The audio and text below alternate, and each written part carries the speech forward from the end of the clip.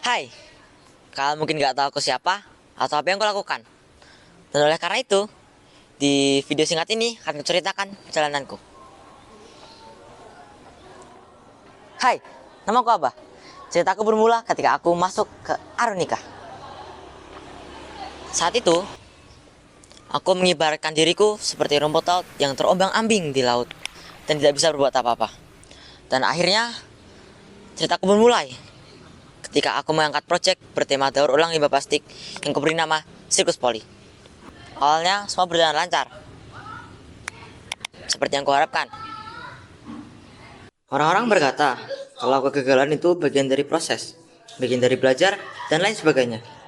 Ya, aku tahu itu tujuannya cuman buat memotivasi, namun aku kurang setuju sama kata-kata itu. Awalnya aku gagal 1 kali, terus 2 kali, 3 kali, 4, 5, 6, dan seterusnya. Progresku melambat sampai ada di titik sampai kehabisan ide. Untuk pembelajaran yang didapat, mungkin dari project itu aku belajar bahwa kita harus tetap konsisten dan banyak ide di awal justru tidak menjamin akhirnya. Dan ya oleh karena itu sekarang aku jadi kehabisan ide dan ya sampai di jalan buntu. Saat berproject Sikus Poli, entah kenapa aku merasakan bahwa aku merasa kurang enjoy untuk menjalankan project ini atau mengerjakan project ini. Merasa seolah-olah sebagian dari diriku berkata bahwa aku tidak seharusnya di sini mengerjakan project ini. Dan oleh karena itu, aku kepikiran untuk memberhentikan project ini. Nggak kuhentikan sepenuhnya sih, tapi cuman kayak ku kesampingkan, jadi bukan prioritas. Gitu. Di kepalaku sebenarnya udah ada 2 pilihan, yaitu yang pertama ada public speaking. Public speaking ini sebenarnya aku lumayan enjoy, suka. Banyak teman-temanku dan kakak Fasil juga bilang kalau public speakingku tuh cepat berkembang.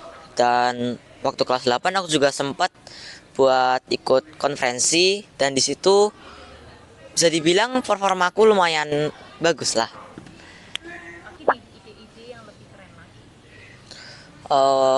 Mungkin aku bisa untuk tetap berinovasi atau mungkin nggak terlalu membara di awal gitu ya. Jadi tengah-tengah lah. Kuncinya mungkin yang pertama pasti tidak menyerah, itu yang paling basic lah.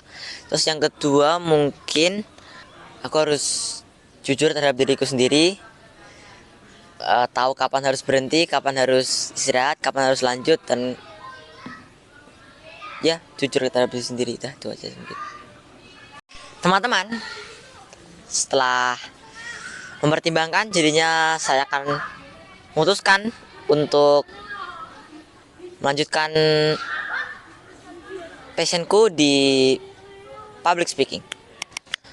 Pertama, aku mau ngomong dulu.